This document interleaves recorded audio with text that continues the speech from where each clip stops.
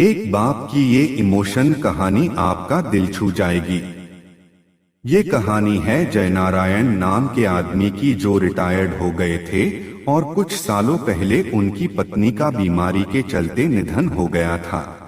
घर में वो और उनका बेटा मुरली रहता था। मुरली एक अच्छी कंपनी में जॉब करता था। जयनारायण जी अपने आप को बहुत अकेला महसूस करते थे। उनकी ये अकेलेपन की फीलिंग यूं ही नहीं थी।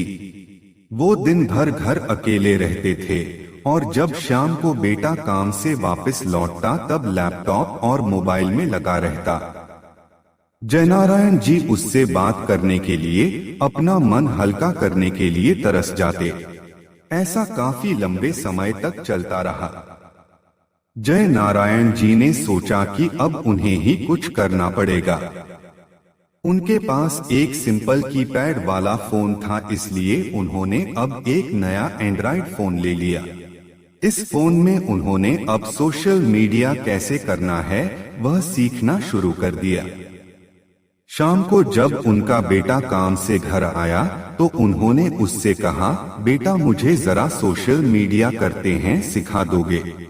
मुरली उस रोज थोड़ा चिढ़ा हुआ नजर आ रहा था।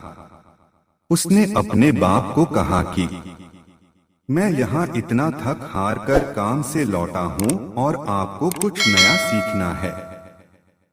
मेरे बारे में नहीं सोचते कि थोड़ा आराम करने दो। जयनारायण जी अपने बेटे की बातें सुनते रहे, कुछ ना बोल पाए। उन्हें अंदर से बहुत बुरा लग रहा था, लेकिन वह अपने आंसू रोके हुए थे। अगले दिन सुबह जयनारायण जी ने अपने बेटे के लिए उसके मनपसंद का नाश्ता बनाया। नाश्ता करते हुए बेटे का मूड अच्छा लग रहा था, इसलिए जयनारायण जी ने फिर से उससे कहा कि बेटा मैंने सोशल मीडिया तो पड़ोसी के लड़के से बनवा लिया है, अब तू मुझे बता दे कि इस पर पोस्ट कैसे करते हैं। अपने बाप की बातें सुनकर इस बार मुरली जोर जोर से हंसने लगा और कहने लगा, क्या पापा आप भी इस उम्र में कहाँ सोशल मीडिया में पढ़ रहे हो? आप धार्मिक किताबें पढ़ो, भगवान का नाम लो। इतना कहकर अपना नाश्ता खत्म करके मुरली अपने काम के लिए निकल गया। जयनारायण ने उसके बाद भी एक दो बार अपने बेटे से सोशल मीडिया के लिए कहा, लेकिन उसने अपने बाप की बात पर ध्यान नहीं दिया। एक दिन रात को मुरली पानी पीने के लिए उठा तो उसने देखा कि उसके पापा की कमरे की लाइट चालू है। उसे थोड़ी चिंता हुई, इसलिए उसने खिड़की से झांक कर देखा तो उसके पापा मोबाइल पर सोशल मीडिया पोस्ट कर रहे थे। वह वहां से अपने रूम में चला गया और सो गया। मुरली सवेरे नींद से जागा और जब उसने अपना सोशल मीडिया तो वहां पर उसके पापा की फ्रेंड